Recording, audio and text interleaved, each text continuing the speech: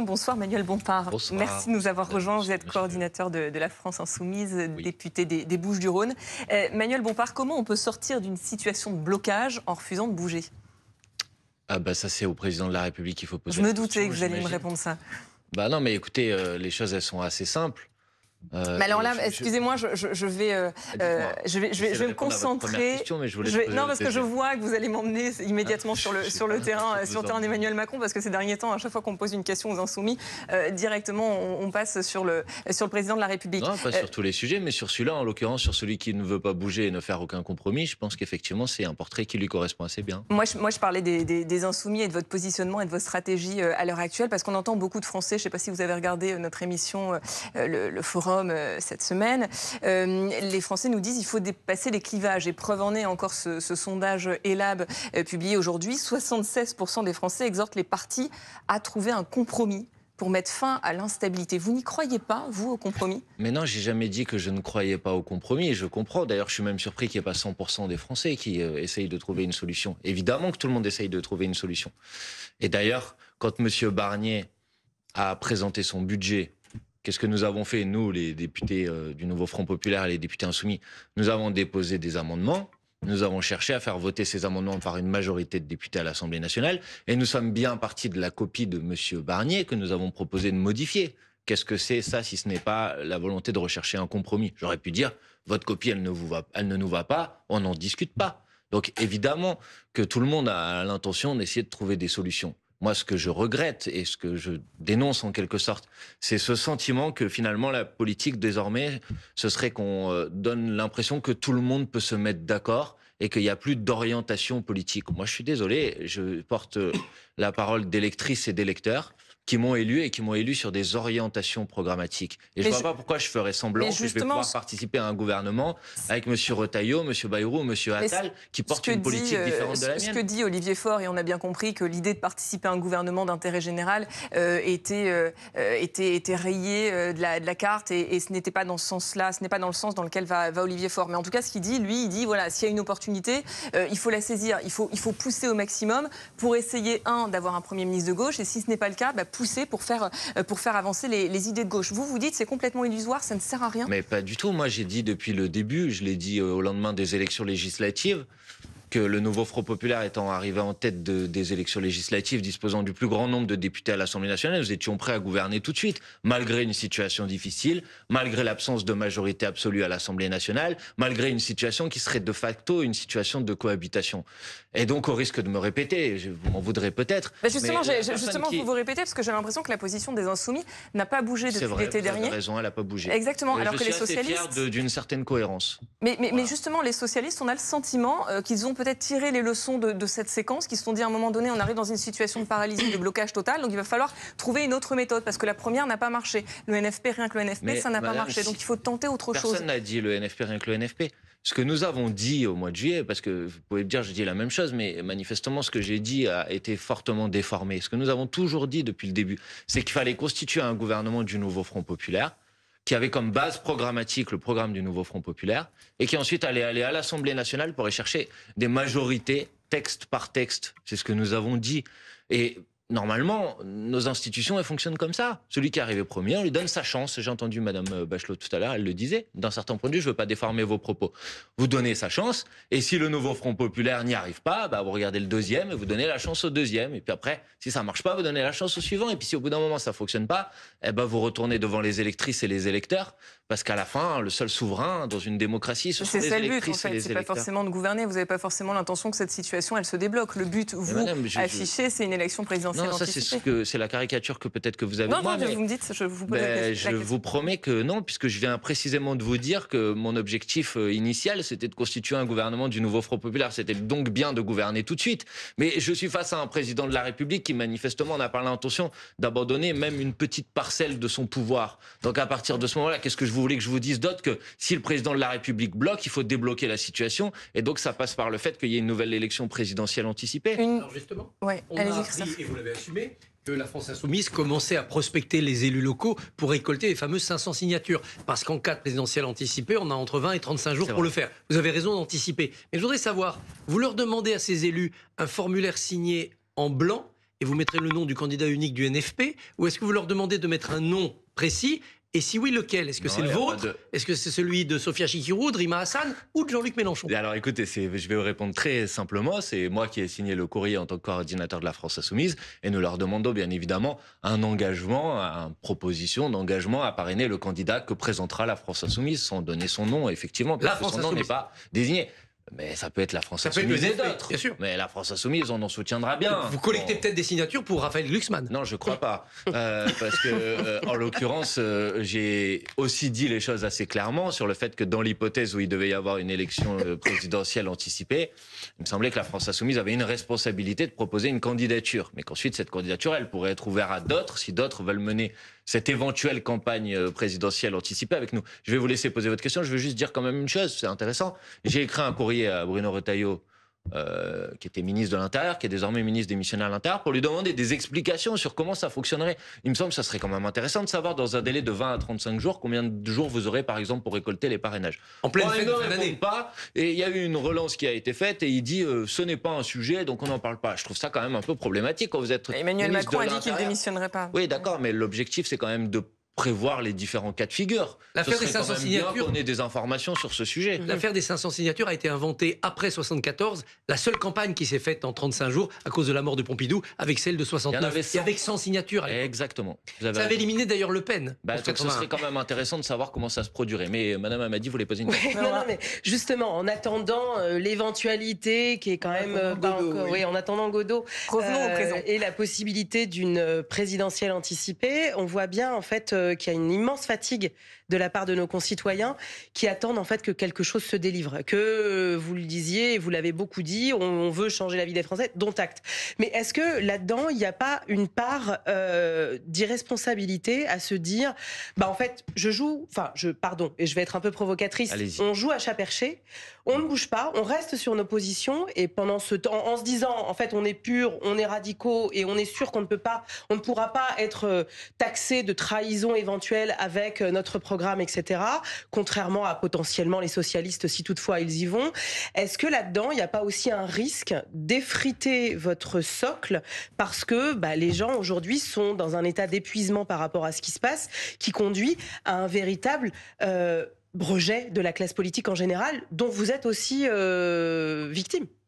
D'abord, je vais vous dire, moi, le nouveau Front Populaire a été élu sur la base d'une rupture avec la politique macroniste. Donc, comprenez bien, moi, je suis pas en train de vous dire que je vais me jeter par terre si l'ensemble du programme du nouveau Front Populaire peut pas être mis en place par un gouvernement du nouveau Front Populaire. Je vous dis pas ça. Je vous dis que si à la fin, pour rentrer ça a déjà changé, parce qu'on se souvient de Jean-Luc Mélenchon qui disait c'est tout le programme, rien que le programme. Mais je dis la même chose, madame. En fait, le problème, c'est que, je vous fais pas le reproche à vous, mais un certain nombre de personnes n'ont pas vraiment écouté ce que nous avons dit, y compris Jean-Luc Mélenchon. Nous avons dit la base programmatique, la base gouvernementale d'un gouvernement du nouveau Front Populaire, oui, c'est tout son programme, rien que son programme. Qu'est-ce que vous voulez que je vous dise d'autre? Et ensuite, vous allez déposer des propositions de loi à l'Assemblée nationale, et peut-être que certaines, vous allez arriver à gagner une majorité, et puis peut-être que sur d'autres, vous n'allez pas réussir à gagner une majorité. Ça, c'est pour compléter sur le point que vous venez d'indiquer. Mais nous avons été élus sur une rupture avec la politique macroniste en France. Vous imaginez bien que si dorénavant, certains d'entre nous voudraient venir servir de béquille à la continuité de la politique macroniste en France, là, ça serait un reniement de la parole que nous avons portée devant les électrices et les électeurs. Donc, qu'est-ce que je dis? Je dis, le nouveau Front Populaire est arrivé en tête. Si nous sommes en mesure de constituer un gouvernement, parce que le président de la République renonce en quelque sorte à s'entêter à conserver le pouvoir, nous sommes prêts à le faire, évidemment. Mais comme je vois que le président de la République bloque tout ça, je dis quoi? Je dis le problème c'est lui, et donc c'est lui qui doit s'en aller. Voilà, j'essaye de vous répondre précisément. Si c'est possible de gouverner tout de suite sur la base des orientations programmatiques qu'on a défendues devant les électrices et les électeurs, moi je suis disponible pour le faire tout de suite. Si c'est pas possible, Emmanuel Macron, c'est de la faute du président de la République. Si Emmanuel Macron, Manuel Bompard nomme un Premier ministre de gauche avec un gouvernement qui est élargi au bloc macroniste, qu'est-ce que vous faites? Vous le censurez, même si c'est un PM de gauche? C'est qui un Premier ministre de gauche, madame? Je ne sais pas, justement. Non, mais si c'est un Premier ministre... Si c'est Bernard Cazeneuve, vous censurez? Mais Bernard Cazeneuve, je veux dire, après on peut jouer sur les étiquettes, mais en l'occurrence, la coalition qui a... Mais non, je ne vais même pas rentrer dans ce type de caractéristiques, mais la coalition qui est arrivée en tête, c'est le nouveau Front Populaire.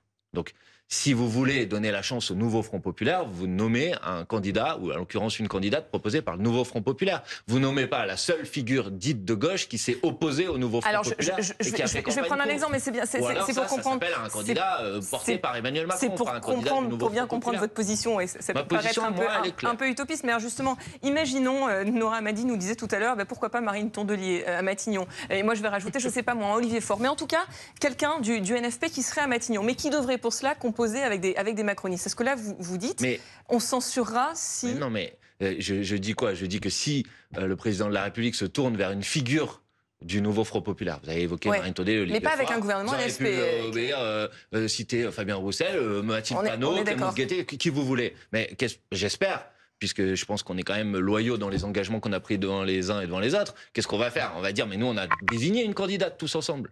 Donc si vous voulez nommer quelqu'un du nouveau Front Populaire, c'est celle-là qu'il faut nommer. On a désigné Lucie Castet à 4, tous ensemble. C'est la candidate qui nous rassemble tous. Donc je crois pas que elle ne vous rassemble plus aujourd'hui chez les socialistes.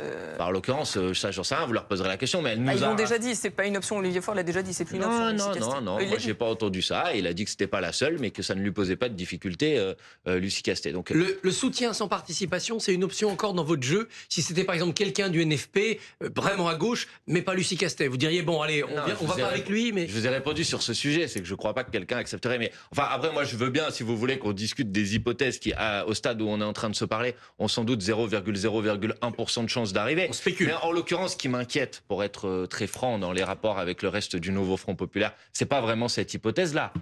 L'hypothèse qui m'inquiète, c'est quand j'entends dire que certains issus du nouveau Front Populaire pourraient construire une coalition gouvernementale, peut-être même sans participation au gouvernement, derrière un Premier ministre qui est un Premier ministre macroniste. Ça m'inquiète. Parce que moi, je dis les choses franchement. S'il y a un Premier ministre macroniste, je censure. Et je demande à tous les députés de censurer. Parce qu'en l'occurrence, c'est très intéressant. Vous savez, j'ai écouté Olivier Faure, qui était sur votre antenne ce matin. On va le réécouter d'ailleurs. Olivier Faure, il justifiait le fait d'avoir voulu censurer Michel Barnier immédiatement par le fait que Michel Barnier n'était pas la prise en compte du résultat des élections législatives. C'était l'argument qu'il a employé pour expliquer pourquoi il proposait de censurer à l'époque Michel Barnier directement. Excusez-moi, mais dans ce cas-là, si c'est M. Bayrou, le même raisonnement doit conduire au même résultat.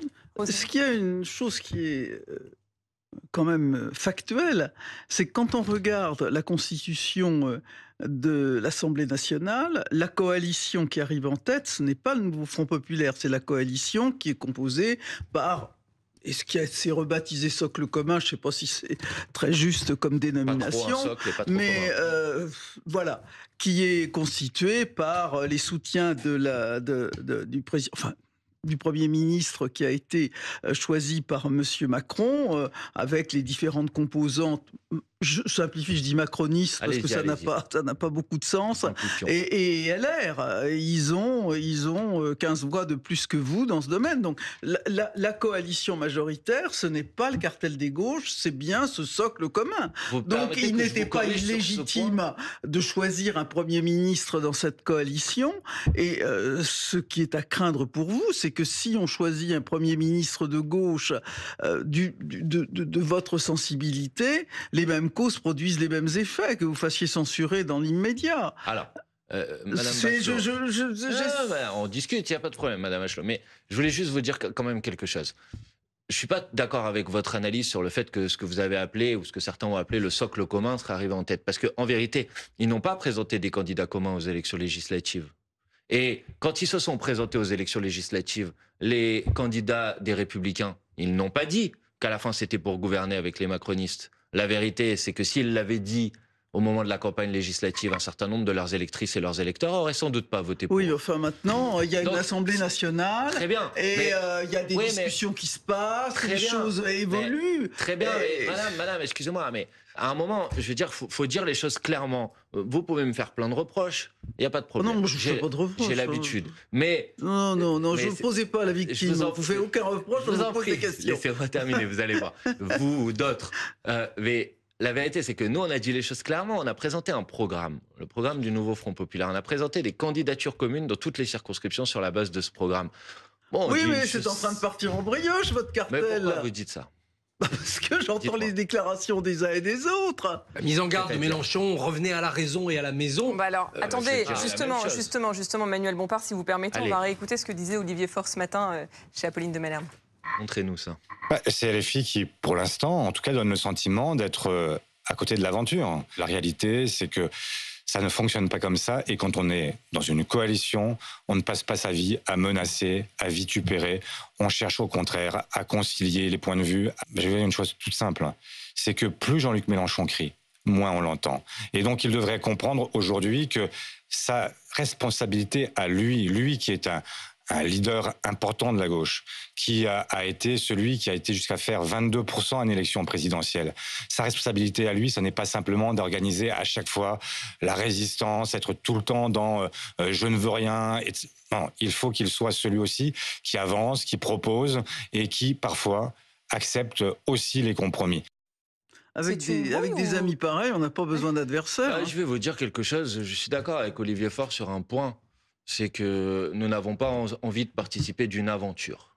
Parce que je pense qu'on parle de choses sérieuses. Et en l'occurrence, moi, les aventures, c'est pas trop mon truc, premièrement. Deuxièmement, au risque de reprendre la formule d'Olivier Faure dans l'autre sens, moi, j'observe surtout quelque chose depuis plusieurs jours, c'est que plus Olivier Faure parle, moins on le comprend. Parce que moi, j'ai pas compris exactement quelle était sa position. S'il s'agit de dire, que les choses soient claires, s'il s'agit de dire le président de la République doit nommer un Premier ministre du nouveau Front populaire. Mais je signe à 100%. Je suis d'accord. D'accord. Mais s'il s'agit de dire les socialistes sont désormais prêts à participer de ce qu'ils appellent un accord de non-censure derrière un Premier ministre macroniste. Alors s'il dit ça, je vous confirme que de mon point de vue, c'est une rupture majeure avec les engagements qui ont été pris devant les électrices et les électeurs. Mais il n'est pas déjà entamé, là, le divorce, quand on entend ce matin ce qu'Olivier Faure dit. Ce qui conteste, c'est le leadership de Jean-Luc Mélenchon. Ça, je vais vous dire, ça fait 15 ans que le Parti socialiste conserve le leadership, conteste le leadership de Jean-Luc Mélenchon. Mais même vous n'avez pas eu des mots très tendres, Manuel Bompard, pour Olivier Faure. Continuer, parce que la première fois qu'ils l'ont fait, Jean-Luc Mélenchon a fait 11%, la deuxième fois qu'ils l'ont fait, il a fait 19%, et la troisième fois qu'ils l'ont fait, il a fait 22%. D'ailleurs, la faute d'Olivier Faure, c'est de dire plus il crie, moins on l'écoute. Non, c'est pas vrai. Il y a une France qui souffre, qui écoute les leaders qui crient, parce qu'ils pensent qu'il faut crier fort sur le système. Est-ce qu'un allié... Ça s'appelle le populisme. Est-ce qu'un allié dit ça de son ami? Olivier Faure, je vais vous appeler Olivier Faure, Manuel Bompard, pardonnez-moi. Si je lis votre réaction ce matin sur X, vous avez dit Olivier Faure s'en prend aux Insoumis pour masquer un changement de ligne. Donc vous avez déjà d'ores et déjà acté une forme de rupture. Mais non, je dis de deux choses l'une. Soit Olivier Faure revient à la maison, comme on dit, c'est-à-dire il ne s'aventure pas. Donc il a quitté la maison. Il s'en est éloigné. S'il ne s'aventure pas dans un accord, parce qu'encore une fois, c'est ça le sujet majeur, s'il ne s'aventure pas dans un accord derrière un Premier ministre macroniste pour lui garantir à ce gouvernement qui serait dirigé par un macroniste une forme de stabilité, s'il s'aventure dans cette direction, oui, je vous le confirme, il y aura une rupture, évidemment. Parce que qu'est-ce qui se passera alors? Il se passera qu'une partie du nouveau Front populaire contestera et combattra la politique de ce gouvernement, et qu'une autre partie l'appuiera et la soutiendra. Mais en quoi accepter des discussions, c'est s'éloigner de la maison?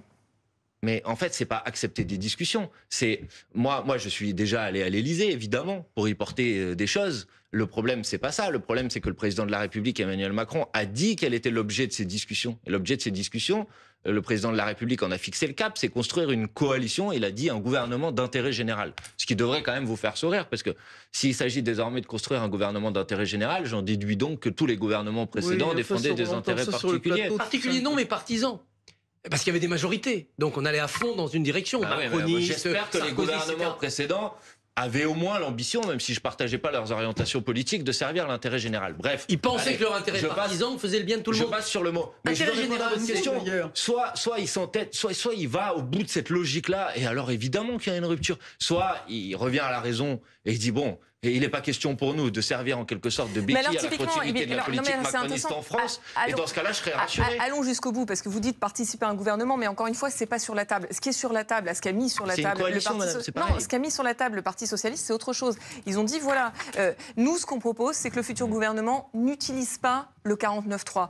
Vous devriez être satisfait de cette proposition, parce que depuis le début, vous dites que c'est un outil brutal. Et si le gouvernement, pardonnez-moi, je vais au bout de mon raisonnement, si le gouvernement s'engageait à ne pas utiliser le 49.3, et peu importe la couleur du gouvernement, au final, le pouvoir reviendrait au Parlement. Est-ce que vous disiez tout à l'heure, on l'a très bien fait pendant le budget, on a été capable de discuter texte par texte. Donc au final, c'est exactement ce que vous souhaitez. Madame, pardonnez-moi, mais je pense que vous ne posez pas la question au bon endroit.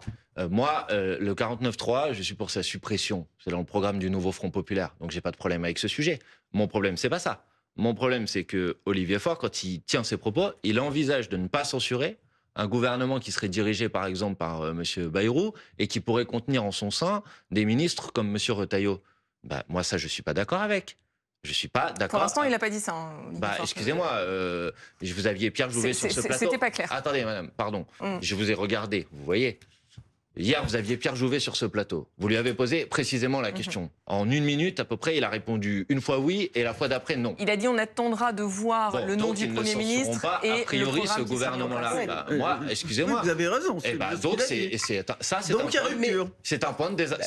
S'ils vont jusque-là, c'est un point de désaccord majeur, je le confirme. On avait compris. Alors justement, vous parliez de Pierre Jouvet. Je reprends ses propos. Jean-Luc Mélenchon a décidé de briser l'union de la gauche. Tout ce qu'il fait, tout ce qu'il porte, tout ce qu'il construit n'est là que pour préparer et affirmer son destin personnel et présidentiel. Oui, enfin. C'est Jean-Luc Mélenchon qui crée la désunion à gauche. Là, en l'occurrence, vous voyez bien que ceux qui se mettent à distance de l'orientation qui avait été celle du programme du nouveau Front Populaire pour l'instant, c'est ceux qui envisagent, encore une fois, de venir servir de force d'appoint au macronisme. Mais est-ce que vous imaginez pas qu'il ne souhaite pas servir de force d'appoint et que néanmoins, il ne souhaite plus soutenir Jean-Luc Mélenchon? Madame Bachelot, excusez-moi. Ou faire partie du nouveau Front Populaire. S'ils ont envie de le faire, ils en assumeront les responsabilités. Mais là, en l'occurrence, quand on parle c'est pour ça que je précise, quand on parle d'un accord de non-censure, à un moment, il ne faut pas raconter d'histoire. Ça veut dire que vous avez un gouvernement qui va arriver avec une politique et que soit vous êtes dans l'opposition, soit vous êtes dans la majorité vis-à-vis de ce gouvernement.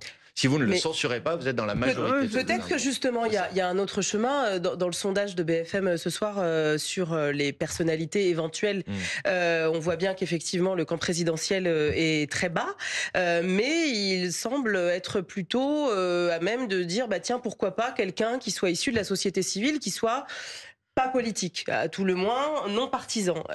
Dans cette éventualité et dans l'objectif, par exemple, non pas d'un gouvernement d'intérêt général, mais peut-être de manière plus large, d'union nationale, avec la possibilité de se mettre d'accord sur un contrat de coalition, sur 3-4 grands textes, dans lequel, en fait, vous pourriez, vous aussi, sur la défense des services publics, sur la santé, sur l'hôpital, sur la fin de vie, il y a des choses sur lesquelles, potentiellement, il y aurait des possibilités. Est-ce que ça aussi, c'est inaudible pour vous? Mais c'est pas que c'est inaudible, c'est que là, profitons-en pour revenir 2 minutes au fond.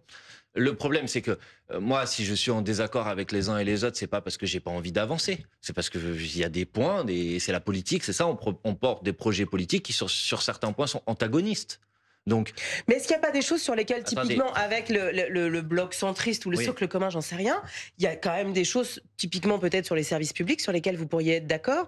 Est-ce que, au vu de la tripartition qui bloque aussi les institutions... Je comprends que vous cherchiez une solution, mais disons les choses franchement. Le gouvernement que vous allez installer, qui va être installé, la première mission de ce gouvernement, c'est de faire voter un budget et un budget de la sécurité sociale. Bon, moi, je suis pour le rétablissement de l'impôt de solidarité sur la fortune.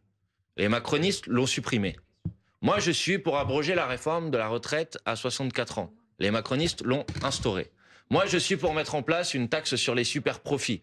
Les macronistes l'ont refusé pendant toute la discussion budgétaire. Donc, on peut faire semblant à la fin qu'on va mixer tout ça et qu'on va remplacer Michel Barnier par quelqu'un dont on ne connaît pas le nom et qui n'est pas un politique, mais à la fin, il va bien falloir qu'il décide. Soit il est pour le rétablissement de l'impôt de solidarité sur la fortune, soit il est contre. Soit il est pour la retraite à 64 ans, soit il est pour son abrogation. Mais par exemple, vous voyez, mais ce système binaire, avant d'arriver en 2027 et d'appliquer 100% de votre programme si vous gagnez les élections à la majorité absolue, d'ici là, est-ce qu'il ne serait pas possible pour vous, pour montrer d'ailleurs que c'est la bonne direction, qu'on ne rétablisse pas l'ISF, mais qu'on construise un impôt sur le revenu un peu plus progressif? Vous avez proposé 14 tranches, ça peut se négocier, mais là, dans une nouvelle coalition, ça peut se négocier. Par exemple, sur les retraites, on ne l'abroge pas parce que c'est un tabou pour les macronistes, mais on met en place une conférence sociale qui corrige fortement ce qui en était sorti sur les carrières longues ou les femmes.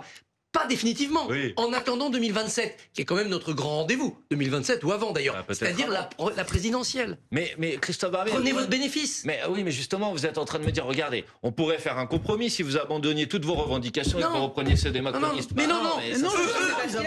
Excusez-moi, dire qu'on va corriger à la marge la réforme des pas à la retraites. marge, pas à la marge. Mais si c'est à la marge, le cœur de l'opposition à la réforme des retraites, Christophe Barbier, c'est la mesure d'âge. Oui, mais commençons par ceux qui ont travaillé très tôt, et les autres, vous le ferez quand vous serez au pouvoir. Expliquez-moi juste une chose. Prenons juste cet exemple de la réforme des retraites et expliquez-moi juste une chose. Il y a une majorité de députés aujourd'hui pour l'abroger. Il y a une majorité des Français qui sont pour l'abroger. Il y a à peu près l'intégralité des syndicats qui sont pour l'abroger. Expliquez-moi pourquoi je devrais renoncer à cette revendication alors qu'elle est majoritaire dans le pays, majoritaire à l'Assemblée nationale et majoritaire chez les partis. Vous n'y renoncez pas, vous l'avez mis dans une niche, ça n'a pas marché. Mais ça n'a pas marché parce qu'ils... Non. Ça n'a pas marché parce qu'ils ont bloqué l'Assemblée nationale. Mais si nous avions un gouvernement du nouveau Front populaire, nous ferions abroger la réforme des retraites. Oui, mais donc, sur la discussion budgétaire... Attendez, la discussion budgétaire, il y a 3 paramètres. On va être simple. 1, il faut faire des économies. Vous êtes d'accord? Parce que je pense que personne ne va proposer qu'on ne fasse pas d'économies et qu'on laisse le déficit de la France s'envoler. Donc il faut faire des économies. Premier paramètre. Deuxième paramètre, certains proposent de réduire les dépenses pour pouvoir faire des économies. D'autres proposent, c'est mon cas, d'augmenter les recettes pour faire des économies. C'est quoi la compatibilité entre les deux? Alors attendez, il y a des dépenses, qui méritent. Nora Amadi vient de me parler des services publics. Si vous coupez dans les dépenses publiques, vous n'allez pas investir dans le développement des services publics. Pas les services publics, on n'y touche pas. Mais par exemple, les 4000 postes d'enseignants qui sont dans le budget de M. Barnier, c'est quoi? Si c'est pas tapé dans les services publics. C'est tombé le ça. sous-financement de l'hôpital. Mais alors attendez, Manuel Bompard. La coopération internationale, par exemple, avec certains pays qui n'en ont pas forcément besoin. Non mais alors attendez, juste pour qu'on avance. Quelques milliards. Pour qu'on avance. Non mais c'est pas Manuel Bompard, s'il vous plaît. Non mais juste pour qu'on avance parce que j'aimerais. Non mais attendez, j'aimerais qu'on avance quand même sur une chose, parce que de toute façon, un gouvernement NFP, alors peut-être qu'on aura une grande surprise demain, mais a priori, je pense même que vous, très sincèrement, vous n'y croyez pas. Je crois pas, tout à l'heure, c'est vous qui m'avez interrogé sur le sujet. Voilà, non mais justement, moi ma question, elle est la suivante, parce qu'il y a encore une fois, la proposition qui a été faite par les socialistes, elle est intéressante parce que c'est ce que vous dites en fait. Vous êtes en train de dire à l'instant, mais regardez ce qu'on fait à l'Assemblée nationale, regardez sur telle réforme, sur tel sujet, on pourrait trouver des compromis, on pourrait avoir une majorité pour certains textes, etc. C'est précisément ce que propose le PS. Le PS, il propose un gouvernement qui s'engagerait à ne pas utiliser le 49.3 et donc de fait, mécaniquement, si le gouvernement n'utilise pas le 49.3, ça veut dire que le pouvoir, encore une fois, est au Parlement. Et donc ces discussions, elles pourront se faire texte par texte au Parlement. Et on pourra peut-être sortir de cette situation de paralysie. Prenez votre téléphone, appelez le président de la République, dites-lui un gouvernement du nouveau Front populaire et c'est ce qu'on va faire. Non mais c'est pas, je vous parle pas d'un gouvernement du NFP, je vous dis si justement demain vous avez un gouvernement qui n'est pas NFP, mais qui s'engage à ne pas utiliser le 49.3, on avait tout à l'heure le porte-parole du Modem qui nous disait effectivement François Bayrou pourrait accepter cette solution. Si demain François Bayrou était nommé et disait je n'utiliserai pas le 49.3, est-ce que vous dites on le censurera? Mais mon problème c'est pas que François Bayrou utilise ou pas le 49.3. Mon problème c'est quelle orientation politique il va mettre en œuvre. Eh ben, imaginez que on va faire de la politique fiction, mais François Bayrou, dans le cadre d'un projet de loi de finances de la sécurité sociale, c'est ce que vous avez fait en commission. Vous intégrez les amendements pour revenir sur la mesure d'âge. Et effectivement, parce qu'il n'y aura pas de 49.3, l'amendement en fait est discuté en commission, il est validé, il passe en plénière, voilà, il est voté. Enfin, le parlementarisme, c'est aussi ça. Chez nos voisins, ça fonctionne. Mais et on garde tout. Attendez, oui. Excusez-moi de vous le dire. Vous omettez quand même quelque chose dans votre discussion, c'est que l'initiative législative dans nos institutions de la Ve République, elle appartient au gouvernement. Pas dans les niches parlementaires. D'accord, mais une niche parlementaire, c'est une fois par an, et vous avez bien vu que quand vous mettez une abrogation de la réforme des retraites dans votre niche parlementaire, ceux qui y sont opposés déposent 600 amendements, que vous n'auriez pas le temps de le voter. Oui, donc en l'occurrence, si vous voulez obtenir l'abrogation de la réforme des retraites, il faut que vous ayez un gouvernement qui soumette un texte de loi d'abrogation de la réforme des retraites à l'ordre du jour de l'Assemblée nationale. Or, je ne crois pas que M. Bayrou ait l'intention de s'engager sur ce sujet. Mais si à la fin vous me dites, si François Bayrou met en œuvre le programme du nouveau Front populaire, est-ce que vous êtes d'accord avec lui? Non, on vous a pas dit ça. Je vais vous répondre quelque chose franchement. S'il s'agit de mettre en œuvre le programme du nouveau Front populaire, M. Bayrou n'est pas la bonne personne pour le faire. Voilà, c'est pas la personne qui sera adaptée pour le faire. On n'est pas sorti de l'auberge. Mais c'est pas qu'on n'est pas sorti de l'auberge. C'est ce que vous nous dites ce soir. Non, moi je vous dis les choses simplement. Regardez. Oui, non mais très simplement. On a très bien compris. On n'est pas idiot. Monsieur Macron se tourne vers le nouveau Front populaire, nomme un gouvernement du nouveau Front populaire, cherche à convaincre. Monsieur Macron veut pas le faire. Donc il s'assoit à nouveau sur le résultat des élections législatives. législatives, alors oui, nous serons dans l'opposition et nous chercherons à censurer le gouvernement qui sera installé. C'est simple, il n'y a pas besoin d'utiliser des mots qu'on ne comprend pas. Moi, je pense qu'il faut être clair dans cette séquence. J'essaye de l'être. Manuel Bompard, est-ce que vous avez vu ce sondage IFOP pour le Figaro aujourd'hui? Vous l'avez vu. Je vais le rappeler à nos téléspectateurs s'ils n'en ont pas pris connaissance. Si une présidentielle avait lieu demain, Marine Le Pen serait en tête à 38% au premier tour, dans l'hypothèse où c'est Gabriel Attal qui serait le candidat Ensemble. Elle gagne 3 points par rapport à septembre dernier et elle serait à 36% si c'était Édouard Philippe. Jean-Luc Mélenchon, lui, serait loin derrière, à 12%. Il a perdu 3 points aussi. 2 points. Non, il a perdu 2 points depuis septembre. Madame. Si vous voulez faire les comparaisons avec le sondage IFOP de septembre, faites-les proprement, s'il vous plaît. Bah, écoute, moi, je lis ce qui est écrit dans le Figaro. Excusez-moi. Dans ce cas-là, il y a une erreur dans le Figaro. Parce que je peux vous retrouver, si vous voulez, là, immédiatement, le sondage IFOP du mois de septembre. Et je peux vous dire que... Oui, mais c'est un sondage entre le mois de septembre et aujourd'hui. Non, mais il n'empêche, Manuel Bompard... sondage de l'Institut IFOP. Il n'empêche, Manuel Bompard, on est à 38% pour Marine Le Pen, on est à 12% pour Jean-Luc Mélenchon. Comment vous expliquez que ce soit le RN qui engrange après cette séquence autour de la censure? Je vous propose vraiment de prendre avec beaucoup de vigilance les enquêtes d'opinion quand vous savez que 27 sondages sur 27 de la période des élections législatives après les dissolutions de l'Assemblée nationale disaient que le Rassemblement national allait gagner les élections législatives et que M. Bardella allait être Premier ministre. 27 sondages sur 27.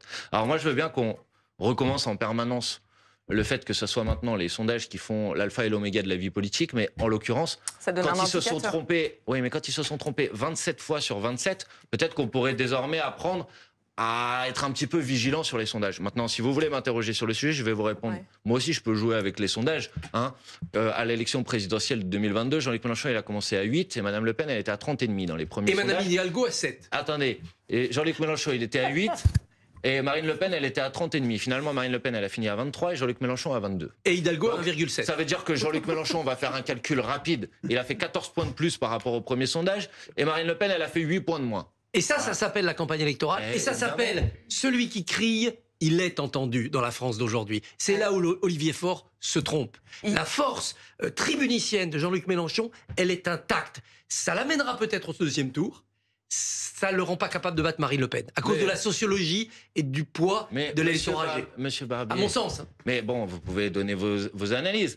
Ça vous est arrivé de vous tromper? Bien sûr. Moi aussi, la vie est comme ça. Les retraités, c'est beaucoup d'électeurs. Parfois, on se trompe. Oui, mais vous savez, beaucoup de gens disaient le Rassemblement national s'est banalisé, donc au deuxième tour des élections législatives, il va gagner. Le fait qu'il y ait une mobilisation puissante du pays, de gens qui ne sont jamais allés voter, de la jeunesse, des quartiers populaires pour empêcher l'extrême droite de s'emparer du pouvoir aux élections législatives, ça a permis qu'ils ne gagnent pas. Et ben moi, je pense que dans une élection présidentielle, si vous êtes fort, si vous êtes bon, si vous mobilisez les gens, si vous arrivez à ramener des gens dans l'élection alors qu'ils en sont dégoûtés parce qu'ils ont l'impression qu'ils votent pour quelqu'un et qu'à la fin c'est autre chose qui se passe, je pense que vous pouvez déplacer des masses de gens qui vont changer le résultat de l'élection. Par définition, une élection, par définition, vous n'en connaissez pas le résultat à l'avance. J'ai coutume de dire, vous savez, le seul système politique dans lequel vous savez déjà le résultat de l'élection avant l'élection, ça s'appelle la dictature. Et je pense qu'ici, il n'y a aucun partisan de la dictature. Donc à partir du moment où on fait une élection, on y va pour gagner. Et moi, je suis prêt, je me prépare à faire en sorte que s'il y a une élection présidentielle, eh ben, on déjoue les pronostics et les sondages. De toute façon, une fois, je suis assez d'accord avec M. Bompard. Moi aussi, totalement. Mais le sondage. Vous avez le droit, Mme Bachelot. Il faut le prendre. C'est pas une honte d'être d'accord avec moi. Non, mais il faut Non. Ça peut être une incongruence. J'imagine quand même que quelqu'un d'autre que Mélenchon peut l'accomplir. Quand vous dites déplacer les foules, déplacer... Moi, je pense sincèrement que s'il doit y avoir une élection présidentielle dans les prochains mois, c'est lui. Le meilleur candidat à gauche, c'est Jean-Luc Mélenchon. Meilleur ou le seul? Je pense que c'est le meilleur. Ouais. Le seul, non, je crois qu'il y en a beaucoup qui y pensent. Mais à mon avis, le meilleur, celui qui serait en mesure justement de bouger les lignes et de modifier les scénarios écrits par avant, je pense que c'est Jean-Luc Mélenchon. Enfin, vous serez seul à le soutenir au NFP. Et puis dans une campagne présidentielle, ça serait peut-être aussi l'occasion pour lui de pouvoir... tourner la page des fake news, des mensonges, des caricatures qu'on a voulu faire sur lui. Ou de faire son mea culpa sur certaines positions. C'est la caractéristique pour tous les hommes politiques. Et on verrait quelles seraient vraiment les orientations l'orientation politique de Jean-Luc Mélenchon et pas les étiquettes infamantes qu'on a essayé de lui coller dessus. En tout cas, vous seriez seul derrière une candidature de Jean-Luc Mélenchon. Mais vous n'en savez rien. Vu les propos d'Olivier Faure aujourd'hui, mais il n'y a pas que Olivier Faure dans la vie. Vous êtes d'accord dans la vie politique. J'ai juste encore je ne crois pas. Moi, je crois qu'il serait possible que la candidature de Jean-Luc Mélenchon, elle puisse être soutenue par d'autres formations politiques. Les Verts. Je pense que ce serait possible. J'en sais rien. Il faudrait leur poser la question. Mais je pense que d'autres pourraient se retrouver. Oui, mais je pense que d'autres pourraient se retrouver dans un package commun dans lequel il y a une candidature, dans lequel il y a une équipe gouvernementale, dans lequel il y a des candidatures aux législatives. Donc une équipe de France. Bah évidemment. Bon, écoutez, on va sortir des projections sur la présidentielle. On va revenir un peu. On va revenir. Oui, vous avez raison. Et moi, je vous dis, on va revenir au concret. On va revenir à ce qui attend les Français les prochaines semaines, les prochains mois, parce qu'en Conseil des ministres, Emmanuel Macron a insisté ce matin sur le fait que le choix de la censure était un choix grave, qu'il y aurait des conséquences. La loi spéciale sera examinée lundi à l'Assemblée nationale pour reconduire le budget 2024, qui ne pourra pas résoudre tous les problèmes, Lisa. Exactement. Plusieurs éléments compris dans le budget 2025 ne pourront pas être rattrapés par la loi spéciale. Aussi et surtout parce qu'il n'y a pas de gouvernement. Tant qu'il n'y a pas de gouvernement, il ne peut pas y avoir certaines manœuvres. Quelques exemples concrets. Les tickets restaurants ne pourront plus être utilisés pour payer certains aliments au supermarché, car la loi permettant cet usage devait passer devant le Sénat demain, mais sans gouvernement, la situation est bloquée. Les titres de transport remboursés jusqu'alors à hauteur de 75% grâce à une mesure ajoutée ne seront plus remboursés qu'à 50% parce que rien dans la loi spéciale ne prévoit cet effet. Autre changement attendu mais repoussé, faute de budget, les aides spéciales pour les agriculteurs notamment. La censure et la démission du gouvernement Barnier mettent en suspens plusieurs mesures promises. Certaines d'entre elles étaient inscrites dans le projet de budget 2025 comme les retraites agricoles, l'embauche de travailleurs saisonniers agricoles ou encore des allègements fiscaux pour la transmission des exploitations. Pareil pour la Nouvelle-Calédonie, 3 amendements étaient dans le projet de loi de finances. Ils devaient permettre de financer la reconstruction des bâtiments publics détruits pendant les émeutes de mai dernier et d'augmenter le montant alloué au financement de son système de sécurité sociale, son gestionnaire de système électrique ou encore ses logements sociaux. Et sans budget 2025, certaines augmentations n'auront pas lieu non plus. Sans nouveau projet de loi de finances, les collectivités n'auront pas de nouvelles subventions. Dans les services publics, les hausses d'effectifs seront abandonnées et dans les ministères, les enveloppes prévues par amendement pour rehausser les crédits sont aussi censurées. Voilà les conséquences très concrètes. Merci beaucoup Lisa. Vous, Manuel Bompard, vous dites voilà tout ce qui est titre de transport, tickets restaurant, etc. Tout ça, c'est fake news? Je vous ai entendu dire ça. Non, là, excusez-moi, je ne veux pas mettre en cause du tout le travail de votre journaliste, mais il y a un certain nombre d'éléments qui ont été donnés qui sont inexacts. Je vous prends juste un exemple. La question des tickets restaurants. Justement, oui. Précisément, la question des tickets restaurants, il suffit, et il n'y a pas besoin de gouvernement pour ça, il suffit que le Sénat se réunisse demain, après-demain, vote conforme, puisque la loi a déjà été votée à l'Assemblée nationale. Il n'y a aucune difficulté à le faire. Là, il y a une précision, ce n'est pas le gouvernement qui doit l'inscrire à l'ordre du jour? Non, le Sénat peut tout à fait décider de se réunir et de l'inscrire à l'ordre du jour. Là, la volonté, elle appartient au bureau et au président du Sénat. Le Sénat peut tout à fait le faire. Et je vais même vous dire autre chose. Sur toutes les mesures que vous avez listées ici, toutes, si M. Macron, plutôt que de perdre 7 jours pour nommer un gouvernement, si M. Macron avait immédiatement nommé un nouveau Premier ministre, on aurait eu le temps d'ici au 31 décembre d'examiner le projet de loi de finances. Et donc, un certain nombre des mesures qui sont là, peut-être qu'on aurait pu les faire passer par le vote. Sauf qu'il perd du temps, il reporte cette discussion à la fin, et il dit, d'ici là, on va faire une loi spéciale. Et je vais vous dire une dernière chose. Un certain nombre des mesures que vous avez montrées sur ce tableau, elles pourraient être débloquées par décret. D'ailleurs, mon collègue Éric Coquerel, président de la Commission des Finances, a envoyé ce soir... Il y a un débat là-dessus. A envoyé ce soir un courrier pour demander à ce qu'un gouvernement, y compris démissionnaire, sur certaines mesures, puisse débloquer, par exemple, des prêts par décret. Donc, je dis ça, je dis pas qu'il y a zéro difficulté, mais ça serait bien de mettre en face aussi ce que les gens ont gagné quand on a fait tomber le budget de M. Barnier et le budget de la sécurité sociale. Par exemple, les retraités vont être indexés à 2,2%. Notamment les retraités les plus aisés. Ils vous remercient. Tous les retraités vont être... Non, M. Barnier, ne dites pas de bêtises. Mais les retraités les plus faibles, c'était sauvé par Laurent Wauquiez. M. Barnier, vous voyez, vous êtes M. Barnier. Mais... 2,2%. Alain Bombard, ça a dû vous arriver aussi. Ça m'arrive. Mais les retraités les plus fragiles, ils avaient été sauvés par Wauquiez, ils n'étaient pas concernés.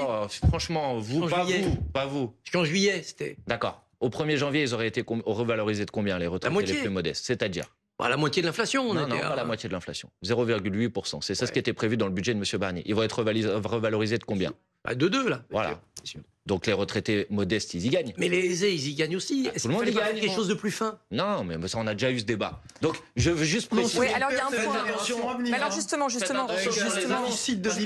mais justement, Emmanuel Bompard, c'est pour ça ne va pas augmenter. C'est pour ça qu'on vous interroge. Le budget est tombé. Vous voyez, donc c'est ça, Emmanuel Bompard. On peut faire il y a effectivement le excusez-moi aussi. On peut faire une colonne positive et une colonne négative. Ça sera un peu plus équilibré. C'est pour ça qu'on s'arrête, parce qu'il y a énormément d'informations qui sont données. On essaie de démêler un peu le vrai du faux dans tout ce qui est dit. Donc on a votre réponse sur les tickets restaurants. Vous nous dites ça dépend des sénateurs qui peuvent l'inscrire à l'ordre du jour. Oui, mais si les sénateurs peuvent pas... Alors, d'accord, mais donc c'est la responsabilité, c'est la leur, pas la mienne. Alors une autre question, la question des impôts. Parce que là aussi on a entendu beaucoup de choses. Ce que dit le gouvernement, c'est qu'il y a 17 millions de Français qui vont voir leur impôt augmenter, 380 000 qui vont entrer dans l'impôt avec la reconduction du budget 2024.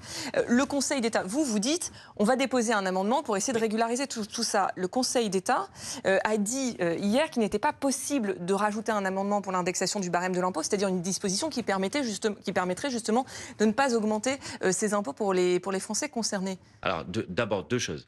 Premièrement, même si ce n'était pas dans la loi spéciale, les impôts, il y aurait un nouveau budget qui va être discuté en janvier, en février, et tout le monde est d'accord pour que dans ce nouveau budget, quelles que soient les forces politiques, il y ait l'indexation du barème de l'impôt sur le revenu. Or, comme faut-il que les forces politiques se mettent d'accord sur un nouveau budget. Et tout le monde est d'accord sur ce sujet. Oui, mais c'est pas gagné. Les déclarations vous en conviendrez. J'espère que d'ici la fin de nos déclarations d'impôts, c'est-à-dire la fin du mois de juin, on a quand même un budget pour notre pays, Madame Bachelot. Sinon, on ne sait pas. Vous avez la garantie de ça? Non, je n'ai pas la garantie. Et c'est précisément parce que je n'ai pas la garantie, pour répondre à votre question, que nous allons déposer par l'intermédiaire d'Éric Coquerel un amendement pour introduire cette réindexation du barème de l'impôt sur le revenu dans la loi spéciale. Le Conseil d'État donne un avis consultatif. Le Conseil d'État donne un avis consultatif. Il dit, normalement, on ne devrait pas modifier le périmètre de l'impôt. Moi, pardonnez-moi, mais je considère qu'à partir du moment où on réindexe le barème de l'impôt sur le revenu sur l'inflation, on ne modifie pas le périmètre existant de l'impôt. Au contraire, on le laisse stable, puisque précisément, c'est pour éviter qu'il y ait des nouvelles personnes qui rentrent dans l'impôt. Donc, le Conseil d'État donne un avis consultatif. Mais si l'ensemble des parlementaires votent pour que dans la loi spéciale, il y ait un amendement qui réindexe le barème de l'impôt sur le revenu, et si l'ensemble des parlementaires s'engagent à ne pas saisir le Conseil constitutionnel sur ce sujet, il n'y a aucun problème à ce que la loi spéciale réindexe le barème de l'impôt sur le revenu sur l'inflation. Vous demandez à l'ensemble des parlementaires de faire une entorse au droit. Non, je ne leur demande pas de... Le Conseil d'État donne un avis consultatif. Oui, mais le Conseil d'État dit, pardonnez-moi, dit que c'est pas conforme à la Constitution. Donc là, vous dites aux parlementaires, faites une entorse au droit. Je ne leur dis pas de faire une entorse au droit, je ne leur dis de ne pas suivre l'avis consultatif du Conseil d'État. Et ça ne sera pas nouveau. Je ne sais pas si quand Mme Bachelot était ministre, ça vous est déjà arrivé, mais j'ai souvenir que François Hollande, par exemple, une fois, le Conseil d'État avait dit, il y a un pesticide que vous avez interdit, il faut le réautoriser. Il n'avait pas suivi l'avis consultatif du Conseil d'État. Il est tout à fait possible de ne pas suivre un avis consultatif du Conseil d'État. C'est exactement ce que pense Macron quand il ne suit pas la lettre de la Constitution et qu'il ne nomme pas quelqu'un du NFP. Il a sa lecture. Non mais attendez, vous m'avez interrogé pendant 20 minutes tout à l'heure pour me demander si à un moment il fallait être capable de faire des compromis tous ensemble. Vous avez un sujet, précisément celui-ci, qui est consensuel. L'ensemble des formations politiques à l'Assemblée nationale sont d'accord pour réindexer le barème de l'impôt sur le revenu sur l'inflation. Vous me dites qu'il y a beaucoup de conditions, je vais vous dire quelque chose. Il y a déjà eu une réunion à l'Assemblée nationale où tous les groupes politiques autour de la table se sont engagés à ne pas saisir le Conseil constitutionnel sur ce sujet. Qu'en fait les conditions elles sont remplies. Enfin, il y a le Braun-Pivet, la présidente de l'Assemblée nationale pourrait juger cet amendement irrecevable. Si Mme Braun-Pivet veut l'empêcher, elle en assumera la responsabilité. Mais c'est trop facile. Je vois bien ce que certains vont essayer de faire. D'empêcher que ça soit dans la loi spéciale, pour ensuite venir faire du chantage au moment de la discussion budgétaire en janvier et en février. Donc moi, pardonnez-moi, je ne suis pas complètement fou. Si c'est possible de régler la question maintenant dans la loi spéciale, réglons-la maintenant. Ça évitera les chantages au catastrophisme auxquels on a assisté avant le vote de la motion de censure. 60 sénateurs pourraient le faire, l'envoyer au Conseil constitutionnel, au nom des comptes publics, vous voyez, pour avoir des recettes. D'accord, mais les Républicains étaient réunis autour de la table. Ils ont dit qu'ils ne voulaient pas saisir le Conseil constitutionnel sur ce sujet. Et vous imaginez bien que si des parlementaires saisissent le Conseil constitutionnel sur ce sujet, ça veut dire qu'ils assumeront, eux, d'avoir empêché l'indexation du barème de l'impôt sur le revenu. Il y a des compromis possibles. Eh ben, vous voyez, sur celui-là, c'est possible. On va s'arrêter là. Dès que je le propose, on me dit que c'est pas possible. On va s'arrêter là. Moi, je suis du côté de la solution, pas du côté du problème. Mais c'est une ruse, cette solution. Manuel Bompard. Merci Manuel Bompard d'avoir été notre invité.